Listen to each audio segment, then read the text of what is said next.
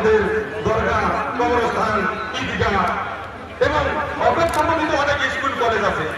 সেখানে হিন্দু, মুসলিম, খ্রিস্টান, জৈন সমস্ত রকমের ছাত্র মানুষের বাচ্চা ছেলে মেয়ে তারা পড়াশোনা করছে, এডুকেশন লাভ করছে, ডাক্তার, ইঞ্জিনিয়ার হচ্ছে। সেই সম্পত্তিগুলো তারা খুব সাজে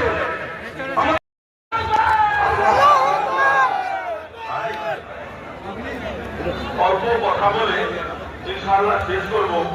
কারণ হচ্ছে আমাদের এই একটা রিলিজ হওয়ার কথা, সবাইকে বলতে হয়। সবাই যেহেতু এসেছেন, একটা বিভিন্ন খবরের মাধ্যমে, আমাদের যোগাযোগের মাধ্যমে কথা ছিল আমরা র্যালি করব, পারমিশনও নিয়েছি, কিন্তু আজকে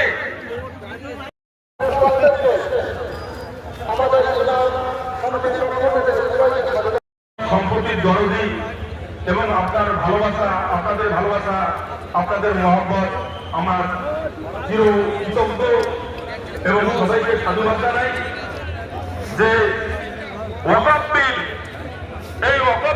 এই ওয়াকফ সম্পদ আমাদের অনেক পূর্বপুরুষ বাপ দাদারা তারা দিয়ে গেছে।